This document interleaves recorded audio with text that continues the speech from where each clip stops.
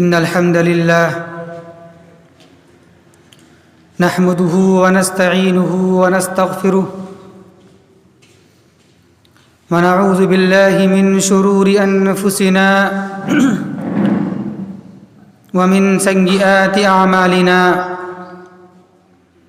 من يهده الله فلا مضل له ومن يضلله فلا هادي له وأشهد أن لا إله إلا الله وحده لا شريك له وأشهد أن محمدًا عبده ورسوله فأعوذ بالله من الشيطان الرجيم بسم الله الرحمن الرحيم يا أيها الذين آمنوا اتقوا الله حق تقاته ولا تموتن إلا وأنتم مسلمون يا أيها الناس اتقوا ربكم الذي خلقكم من نفس واحدة وخلق منها زوجها وبث منهما رجالا كثيرا ونساء فاتقوا الله الذي تساءلون به والأرحام إن الله كان عليكم رقيبا يا أيها الذين آمنوا اتقوا الله وقولوا قولا سديدا يصلح لكم أعمالكم ويغفر لكم ذنوبكم ومن يطع الله ورسوله فقد فاز فوزا عظيما أما بعد فإن أحسن الكلام كلام الله وخير الهدى هدي محمد صلى الله عليه وسلم وشر الأمور محدثاتها وكل محدثة بدعة وكل بدعة ضلالة وكل ضلالة في النار قال الله تبارك وتعالى في القرآن المجيد والفرقان الحميد فأعوذ بالله من الشيطان الرجيم بسم الله الرحمن الرحيم ومن يشاقق الرسول من بعد ما تبين له الهدى ويتبع غير سبيل المؤمنين نوله ما تولى ونصله جهنم وساءت مصيرا محترم سامعین کرام و معزز حاضرین جمعہ، ہمارا موضوع چل رہا تھا منہج سلف کی اہمیت و ضرورت کیا ہے، اس پر ہمارا خطاب چل رہا تھا۔ اور اس سے پہلے ہفتے آپ لوگوں کے سامنے یہ بات آئی کہ گمراہ فرقے، جتنی بھی گمراہ فرقے ہیں، ان کی گمراہی کی بنیاد یہ ہے کہ ان سارے فرقوں نے، ان ساری جماعتوں نے بنیادی طور پر صحابہ کرام کے منہج کو، صحابہ کرام کے فہم کو چھوڑ دیا، اور نتیجہ یہ ہوا کہ وہ گمراہ ہو گئے۔ اور ہم نے اس کی تفصیلات کو بیان کیا تھا کہ گمراہ فرقے کتنے ہیں، اور اس کے عقائد، ان کے نظریات ہم نے بیان کیا تھا گزشتہ ہفتے۔ آئیے انشاءاللہ آج ہم دیکھتے ہیں کہ منہج سلف کے دلائل کیا ہیں اور ان کے نام کیا ہیں، یعنی جو لوگ سلفی منہج کو مانتے ہیں تو سلفی منہج کے ماننے کے دلائل کیا ہیں، کیوں مانیں ہم، اس کے دلائل، اور جو لوگ سلفی منہج کو مانتے ہیں ان کے نام کیا ہیں، کیا کیا ان کے نام ہیں۔ انشاءاللہ جہاں تک ہو سکے انشاءاللہ ہم اس کی وضاحت کریں گے، اور جو باقی رہ جائے گا انشاءاللہ اس کی وضاحت ہم آئندہ ہفتہ کریں گے۔ تو آئیے ہم دیکھتے ہیں، اس کی شروعات کرتے ہیں ہم کہ منہج سلف کو ماننے کے دلائل کیا ہیں۔ تو اس تعلق سے سب سے پہلی بات تو یہ ہے کہ دین محمدی، یعنی جو دین جناب محمد الرسول اللہ صلی اللہ علیہ وسلم لے کر آئے، سب سے پہلے اس کی تائید کرنے والے، اس کو پھیلانے والے، ان پر جان نچھاور کرنے والے کون تھے؟ صحابہ کرام تھے۔ صحابہ کرام نے جان کے ذریعے، مال و دولت کے ذریعے، رشتہ دار، دوست احباب، خاندان، ہجرت، غربت، ان ساری چیزوں کے ذریعے اسلام کی، دین محمد کی آبیاری کی، اس کو سینچا، اس میں محنت کیا، اس کے لیے تبلیغ کیا، ان ساری چیزوں کے ذریعے۔ اور صحابہ کرام نے اپنی آنکھوں سے قرآن کو اترتے ہوئے دیکھا ہے، نزول قرآن کا مشاہدہ کیا ہے۔ اسی طرح صحابہ کرام نے سب سے پہلے قرآن کی آیات کی شان نزول کو سمجھا، اس کے قرائن کو، اس کے احوال کو، اس کے اسباب کو، اس کی کیفیات کو مکمل سمجھا اور واقفیت حاصل کیا، کس سے؟ اللہ کے نبی صلی اللہ علیہ وسلم سے۔ تو صحابہ کرام ہی وہ جماعت ہے، پہلی جماعت، جس نے محمد الرسول اللہ صلی اللہ علیہ وسلم سے دین کو حاصل کیا، دین کو سمجھا۔ پھر اسی طرح یہ سلسلہ چلتا رہا۔ پھر صحابہ کرام نے یہ بھی کیا کہ اللہ کے نبی صلی اللہ علیہ وسلم کی حدیث کو سینوں میں، صحیفوں میں، کتابوں میں محفوظ کر لیا، اس کی معانی، اس کے مفاہیم، اس کی تشریح، اس کی توضیح، اس کا مطلب، اس کے مقصود کو اچھی طریقے سے ذہن نشی کریا، بٹھا لیا۔ پھر یہ سلسلہ آگے چلتا رہا۔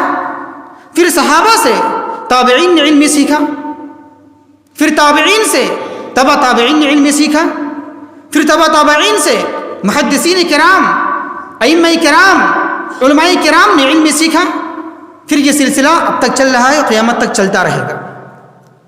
تو اتنی ساری خصوصیات کی بنا پر، اتنی ساری خصوصیات کی وجہ سے اللہ تبارک و تعالی نے صحابہ کرام کو سارے جہاں کے مسلمانوں کے لیے معیار حق اور معیار ایمان قرار دے دیا ہے کہ صحابہ کرام یہ ایمان کے معیار ہیں، معیار حق ہیں، یہ کسوٹی ہیں، یہ ترازو ہیں۔ اگر ایمان لانا ہے آپ کو، اسلام لانا ہے آپ کو، دین پر عمل کرنا ہے آپ کو، دین کو سمجھنا ہے آپ کو، تو صحابہ کے دیکھ لو۔ جس طرح صحابہ نے سمجھا ہے دین کو، اسلام کو، شریعت کو، اسی طرح ہمیں سمجھنا ہے۔ تو اب جتنے لوگ ابھی سے لے کر قیامت تک جتنے لوگ آئیں گے، ان سارے لوگوں کو صحابہ کرام کے راستے پر چلنا ہوگا، اسی کے منہج، اسی کے فہم کو اپنانا پڑے گا۔ اسی کا نام سلفی منہج ہے، سلف کا منہج، اسی کو بولا جاتا ہے سلفی منہج یا سلف کا منہج، اسی کا نام ہے۔ آئیے ہم ذرا اس کے دلائل کو دیکھتے ہیں، اس کے دلائل کیا ہیں۔ اس لیے کہ اس کے دلائل دیکھیں گے ہم، کیونکہ بعض لوگ یہ اعتراض کرتے ہیں، یہ شبہ پیدا کرتے ہیں کہ اللہ کے نبی صلی اللہ علیہ وسلم نے تو صرف اتنی بات کہی ہے کہ قرآن حدیث کو تھامو، اس کے علاوہ تیسری بات تو اللہ کے نبی نے کہی نہیں نا۔ صرف یہ کہا اللہ کے نبی نے قرآن حدیث کو لازم پکڑو، اگر تم قرآن و حدیث کو لازم پکڑو گے، مضبوطی سے پکڑے رہو گے تو گمراہ کبھی نہیں ہوگے۔ تو پھر یہ اعتراض لوگ یہ کرتے ہیں کہ آپ نے تیسری چیز کہاں سے لا دیا؟ منہج سلفی منہج، منہج سلف، یہ کہاں سے آپ نے لا دیا بیچ میں تیسری چیز؟ سلف کا منہج، سلفی منہج ہے کیا؟ تو کچھ لوگ یہ اعتراض کرتے ہیں اور شبہ میں ڈالتے ہیں، صرف دو کی بات کہی جا رہی ہے، قرآن کی اور حدیث کی، تو آپ تیسری بات کہاں سے لا دیا؟ یہ کون سی چیز ہے؟ تو ہم بھی یہی بات کہتے ہیں، اصل میں قرآن و حدیث ہے، ہم بھی یہی بات کہتے ہیں، اصل میں قرآن و حدیث ہے، اور اصل میں قرآن و حدیث ہی کی اتباع کرنی ہے، کسی تیسری چیز کی اتباع مجھے نہیں کرنی ہے۔ لیکن سوال یہاں پر یہ پیدا ہوتا ہے کہ ہم قرآن و حدیث کو کس طرح سمجھیں، قرآن و حدیث پر عمل کیسے کریں، ہم قرآن و حدیث کے معنی مفہوم کو متعین کیسے کریں، ہم کس طرح اس کے مفہوم کو لیں، اس کے معنی کو لیں ہم۔ تو اسی اصول کو ماننے کا نام، اسی پیمانے کو ماننے کا نام سلفی منہج ہے۔ اسی کا نام کیا ہے؟ سلفی منہج۔ اور یہ کہاں سے ملے گا ہمیں؟ اور یہ ہمیں ملے گا صحابہ کرام سے، اس لیے کہ صحابہ کرام ہی وہ پہلی جماعت ہے جس نے دین کو سمجھا ہے، دین پر عمل کر کے بتلایا ہے، دکھایا ہے. تو اسی وجہ سے اللہ تبارک و تعالی نے بھی اور جناب محمد الرسول اللہ صلی اللہ علیہ وسلم نے بھی صحابہ کرام کی اتباع کرنے کا حکم دیا ہے اور صحابہ کرام کے منہج کو اپنانے کا حکم دیا ہے. آئیے ذرا ہم اس کے دلائل دیکھتے ہیں کہ سلفی منہج کو ماننے کے دلائل کیا کیا ہیں. قرآن کی بہت ساری آیت کریمہ ہے، انشاءاللہ بالترتیب اس کو ہم دیکھیں گے، اس کو جانیں گے ہم. پہلی آیت کریمہ سورہ نساء آیت نمبر 115 کی ہے. کیا ہے؟ اللہ بیان فرماتا ہے وَمَن يُشَاقِقِ الرَّسُولَ مِن بَعْدِ مَا تَبَيَّنَ لَهُ الْهُدَى وَيَتَّبِعْ غَيْرَ سَبِيلِ الْمُؤْمِنِينَ نُوَلِّهِ مَا تَوَلَّى وَنُصْلِهِ جَهَنَّمَ وَسَاءَتْ مَصِيرًا. ذرا غور کیجیے گا اس آیت کریمہ کے ترجمے اور اس کی تفسیر پر. اللہ کیا بیان کرتا ہے؟ وَمَن يُشَاقِقِ الرَّسُولَ، کہ جو شخص رسول کی مخالفت کرے گا، ان کی بات کو نہیں مانے گا. کب؟ من بعد ما تبین لہ الہدی، ہدایت کے، حق کے واضح ہو جانے کے بعد. جو نبی کی بات کو نہیں مانے گا حق واضح ہو جانے کے بعد، تو اتنی بات تو کافی تھی. جو نبی کی اتباع نہ کرے، نبی کی بات کو نہ مانے، اس کی ہلاکت کے لیے، جہنم میں جانے کے لیے اتنی بات کافی ہے. کافی ہے کہ نہیں ہے؟ جو نبی کی بات کو نہیں مانتا ہے جہنم میں جائے گا، کافی ہے. لیکن نہیں، اسی پر بس نہیں کیا اللہ نے، بلکہ اور اللہ تبارک و تعالی نے نبی کے ساتھ صحابہ کو بھی جوڑ دیا ہے. کیا عجیب بیان کیا اللہ نے؟ وَيَتَّبِعْ غَيْرَ سَبِيلِ الْمُؤْمِنِينَ، اور جو شخص مؤمنین کے راستے کو چھوڑ کر کوئی اور راستہ اختیار کرے گا. یہاں مؤمنین سے مراد صحابہ کرام ہیں. مراد کیا ہوا؟ جو صحابہ کرام کے راستوں کو چھوڑ کر کوئی اور راستہ اختیار کرے گا، چنے گا، تو اس کی سزا کیا ہوگی؟ اللہ بیان کرتا ہے نُوَلِّهِ مَا تَوَلَّى وَنُصْلِهِ جَهَنَّمَ وَسَاءَتْ مَصِيرًا. جس طرف وہ جا رہا ہے اسے ہم جانے دیں گے اور ہم جہنم میں جھونک دیں گے، ڈال دیں گے. تو کیا معلوم چلا؟ اگر صرف نبی کی اتباع کافی ہوتی، نبی کی پیروی کافی ہوتی، تو اللہ تبارک و تعالی نبی کے ساتھ صحابہ کو جوڑتا نہیں. یا اللہ نے صحابہ کو بھی جوڑا ہے، نبی کے ساتھ صحابہ کی بات کو ماننا ہے، آپ کو ان کو الگ نہیں کرنا ہے. جہاں نبی ہے وہاں صحابہ ہے، تو آپ نبی اور صحابہ کو لے کر چلنا ہے. تو اسی کا نام تو سلفی منہج ہے، اسی کا نام سلف کا منہج ہے، اسی کو سلف کہا جاتا ہے. صحابہ کو بھی لے کے چلنا ہے، مجھے صحابہ کے فہم کو، اس کی سمجھ کو لے کے چلنا ہے. یہ ہے پہلی آیت کریمہ. آئیے دوسری آیت کریمہ. دوسری آیت کریمہ کہاں کی ہے؟ سورہ بقرہ آیت نمبر 137 کی ہے. کیا اللہ بیان کرتا ہے؟ فَإِنْ آمَنُوا بِمِثْلِ مَا آمَنْتُمْ بِهِ فَقَدِ اهْتَدَوْا وَإِنْ تَوَلَّوْا فَإِنَّمَا هُمْ فِي شِقَاقٍ. کہ اے لوگوں سن لو، فَإِنْ آمَنُوا بِمِثْلِ، اگر لوگ ایمان لے آئے اسی طرح جس طرح اے صحابہ تم ایمان لے آئے ہو، تو لوگ کامیاب ہو جائیں گے، لوگ کامیاب ہو جائیں گے، لوگ فلاح پا جائیں گے.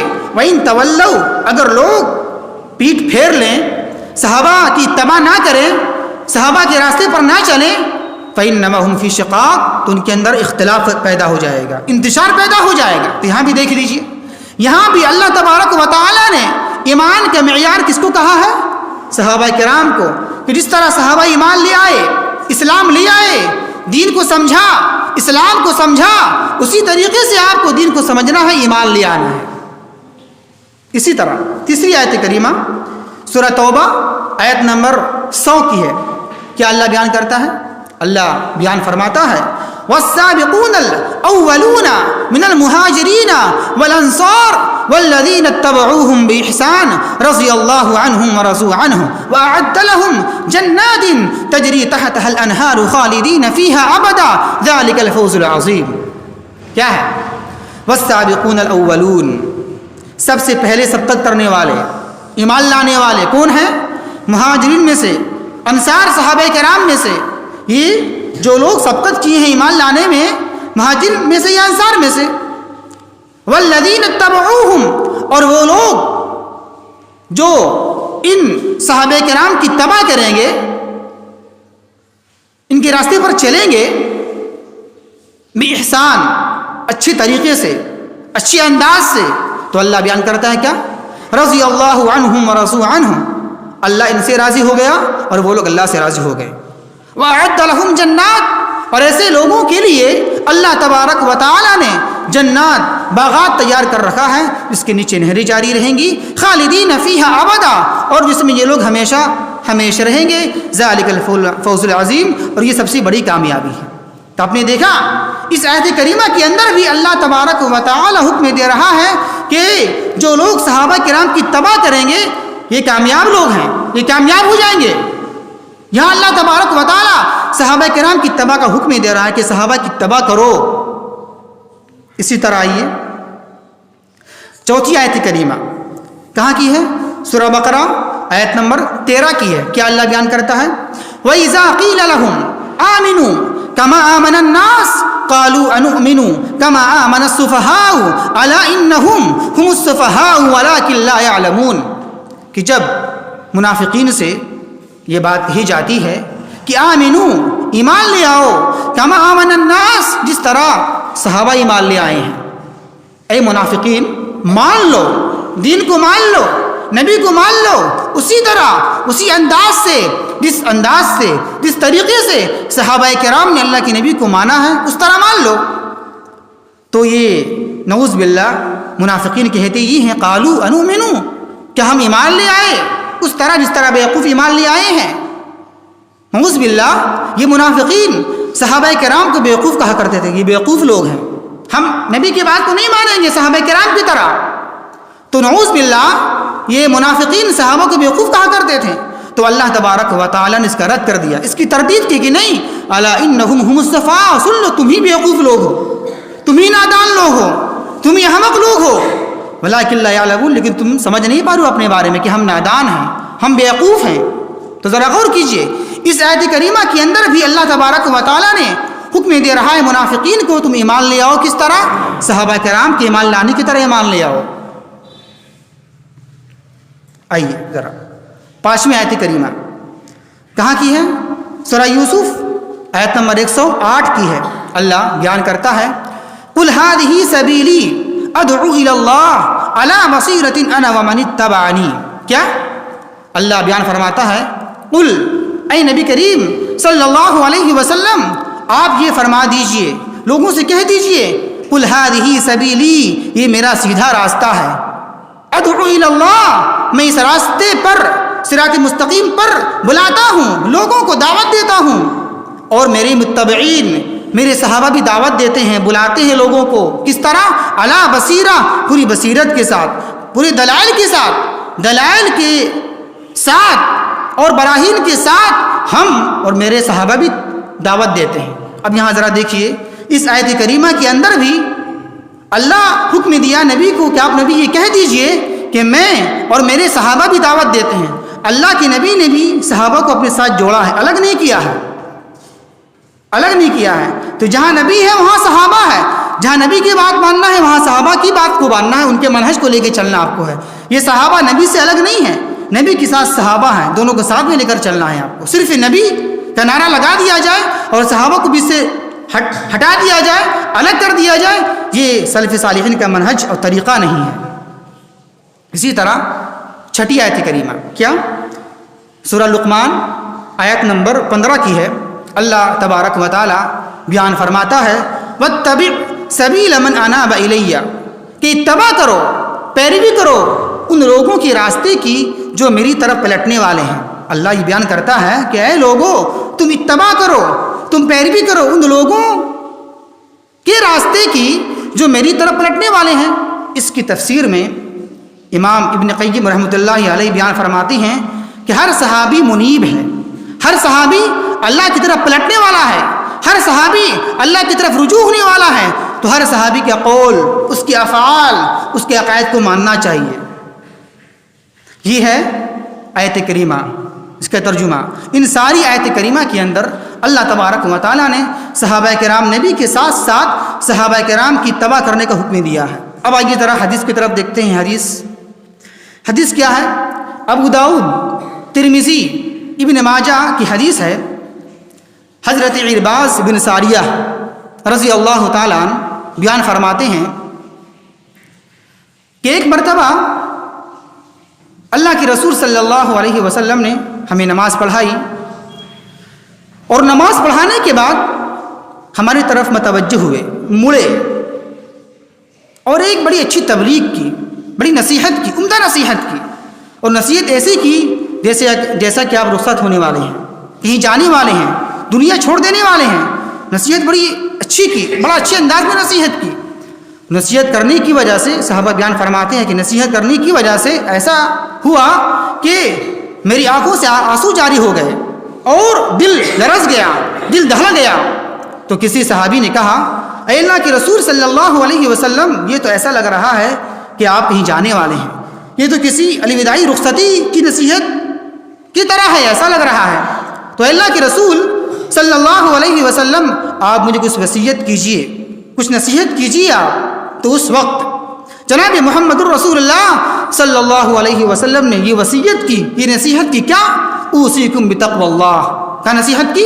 اوصیکم بتقوی اللہ، اے لوگوں سن لو، میں تمہیں وصیت کر رہا ہوں، میں تمہیں نصیحت کر رہا ہوں بتقوی اللہ، اللہ کے ڈر کا، اللہ کے تقوی کا، اللہ کے خوف کا، اور کیا؟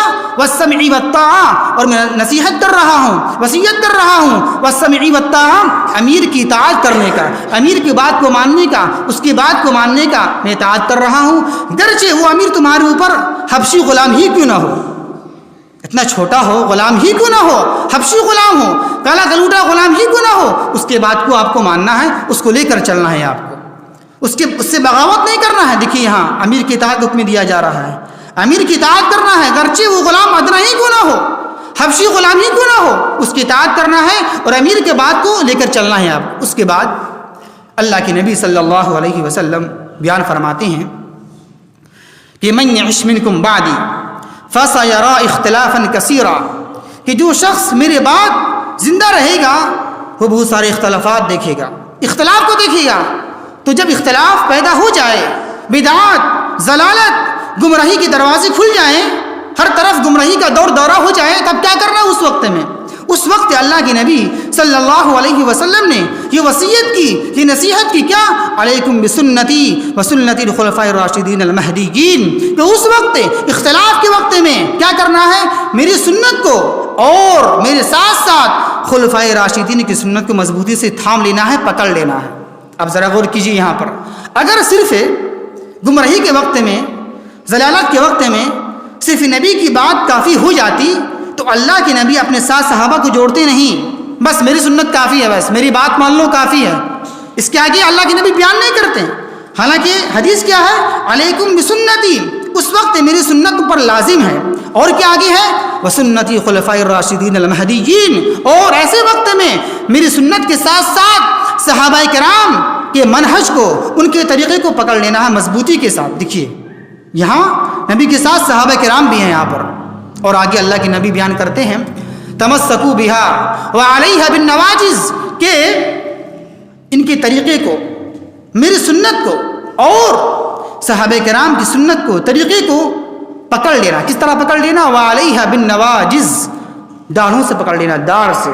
جب کوئی چیز پکڑی جاتی ہے داڑھ سے تو بڑی مضبوطی کے ساتھ پکڑی جاتی ہے، وہ نکلتی نہیں ہے۔ اگر پکڑیں گے دانت کے ظاہری حصے سے، آگے سے، تو وہ نکل جائے گی وہ چیز۔ اب یہاں سے پکڑیں تو وہ کوئی بھی آدمی آپ سے چھین سکتا ہے، لے سکتا ہے ٹان کے، لیکن اب جب یہاں سے پکڑیں گے ڈاڑھ سے کوئی چیز کو تو چھیننا مشکل ہو جائے گا۔ تو وہی بات اللہ کے نبی سمجھا رہے ہیں یہاں پر کہ اس طرح پکڑو، اختلاف کے وقت میں جب بدعات پھیل جائے، گمراہی پھیل جائے، تب کیا کرنا ہے؟ وہاں کسی کی بات نہیں، نبی اور صحابہ کرام کی طریقہ، اس کے فہم سمجھ کو لینا ہے، اس کو مضبوطی سے پکڑے رہنا ہے، اس کو چھوڑنا آپ کو نہیں ہے۔ تو دیکھیے یہاں پر بھی جناب محمد الرسول اللہ صلی اللہ علیہ وسلم نے صحابہ کو جوڑا ہے اپنے ساتھ۔ اسی طرح ایک اور حدیث ہے، ابو داؤد ترمذی کی حدیث ہے، اللہ کی نبی صلی اللہ علیہ وسلم بیان فرماتے ہیں کہ یہودی 71 فرقوں میں بڑھ گئے اور نصارہ 72 فرقوں میں بڑھ گئی، اور میری امت 73 فرقوں میں بڑھ جائے گی۔ کلھا فی النار الا واحدہ، سب کے سب جہنم میں جانے والی ہے، الا واحدہ، سوائے ایک کے۔ قلنا یا رسول اللہ، قلنا من ہی یا رسول اللہ، تو صحابہ نے پوچھا اے اللہ کے رسول صلی اللہ علیہ وسلم وہ جماعت کون سی ہوگی؟ تو اللہ کے نبی صلی اللہ علیہ وسلم نے بیان فرمایا ما انا علیہ اليوم واصحابی، اس پر آج میں ہوں اور میرے صحابہ ہیں۔ دیکھیے یہاں پر بھی دیکھ لیجیے آپ، یہاں پر بھی اللہ کے نبی نے کیا کہا؟ اس پر میں ہوں صرف کافی نہیں، جس پر میں ہوں اور میرے صحابہ ہیں۔ اپنے ساتھ ساتھ اللہ کے نبی نے صحابہ کو بھی جوڑا ہے۔ اگر گمراہی سے بچنا ہے آپ کو تو میرے ساتھ ساتھ صحابہ کو بھی ماننا پڑے گا آپ کو۔ میرے ساتھ صحابہ ما انا علیہ اليوم واصحابی، جس پر آج میں ہوں اور میرے صحابہ ہیں۔ تو صحابہ اور نبی دونوں کو ساتھ میں لے کر چلنا ہے، صرف نبی کہنے سے کافی نہیں ہوگا، صحابہ کی فہم منہج کو لے کر چلنا ہے۔ یہ ہے سلفی منہج کے دلائل کہ ہم جو لوگ بولتے ہیں بس حدیث قرآن، یہ سلفی منہج کہاں سے آ گیا؟ یہ سلفی منہج، یہ اس کے دلائل قرآن سے بھی اور حدیث سے بھی ہیں، تو اس کا نام ہے سلفی منہج، اسی کو ماننا چاہیے اور اس کے دلائل ہیں۔ آئیے آخر میں اب ہم، اصل تو قرآن حدیث ہوتی ہے صحابہ کرام، اس کے بعد ہم اس کی تائید میں، اس کی تصدیق میں کچھ صحابہ کرام کے اقوال بھی سننے، آئیے ذرا سنتے جائیں کہ سلف کو ماننا چاہیے کیا ہے۔ حضرت عمر رضی اللہ تعالیٰ عنہ بیان فرماتے ہیں کہ صحابہ وہ قوم ہے، کیا؟ صحابہ وہ قوم ہے، خود صحابی بیان فرما رہے ہیں، کیا؟ عمر رضی اللہ تعالیٰ عنہ بیان فرماتے ہیں کہ صحابہ وہ قوم ہے، صحابہ وہ جماعت ہے جس کو اللہ تبارک و تعالیٰ نے اپنے نبی کی صحبت، جس کو اللہ تبارک و تعالیٰ نے اپنے نبی کی صحبت اور دین کی تبلیغ کے لیے چن لیا ہے۔ تو لہٰذا تم لوگ بھی، اے لوگو تم لوگ بھی صحابہ کے اخلاق کو اپناؤ، ان کے منہج کو اپناؤ، کیونکہ صحابہ کرام سیدھے راستے پر تھے۔ اسی طرح اور آگے چلیے، حضرت عبداللہ بن مسعود رضی اللہ تعالیٰ عنہ بیان فرماتے ہیں کہ اللہ رب العالمین نے سارے لوگوں میں سے سب سے اچھا، سارے لوگوں کے دلوں میں سب سے اچھا دل کس کا پایا؟ اللہ کے نبی صلی اللہ علیہ وسلم کا پایا۔ تو کیا کیا؟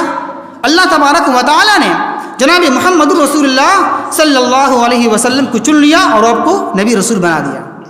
پھر اس کے بعد اللہ کے نبی صلی اللہ علیہ وسلم کے بعد سارے لوگوں کے دلوں میں سب سے افضل دل کس کا پایا؟ اچھا دل کس کا پایا؟ اصحاب محمد کا پایا، صحابہ کرام کا پایا۔ تو کیا کیا؟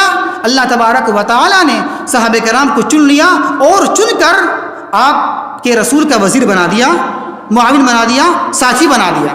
تو لہٰذا جو وہ صحابی جو قتال کرتے ہیں، جنگ کرتے ہیں، اسی طرح حضرت عبداللہ ابن مسعود رضی اللہ تعالیٰ عنہ بیان فرماتے ہیں کہ جو لوگ یہ چاہتے ہیں کہ ہم کسی کا راستہ اختیار کریں، کسی کا راستہ چنیں، اپنائیں، تو اسے چاہیے کہ وہ سلف کا راستہ، یعنی جو صحابہ کرام جو گزر چکے ہیں اس کا راستہ اپنائے، اس کا راستہ اختیار کرے، کیونکہ زندہ لوگ فتنوں سے بچے ہوئے نہیں ہیں، زندہ لوگ فتنوں سے بچے ہوئے نہیں ہیں۔ اس کے بعد آگے بیان فرماتے ہیں چنانچہ اصحاب محمد یعنی صحابہ کرام، سارے صحابہ کرام کیا تھے؟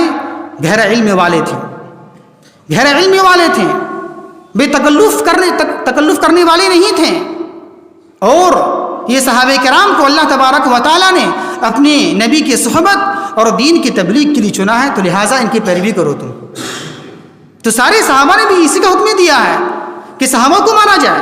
اسی طرح امام مالک، سب جانتے ہیں امام مالک رحمۃ اللہ علیہ کو، سب جانتے ہیں امام مالک رحمۃ اللہ علیہ بیان فرماتے ہیں کہ لن يصلح آخر هذه الامة الا بما صلح به اولها، کہ اس امت کے آخری لوگ، اس امت کے آخری لوگوں کی اصلاح اسی وقت ہو سکتی ہے جب تک کہ وہ پہلا طریقہ نہ اپنائے۔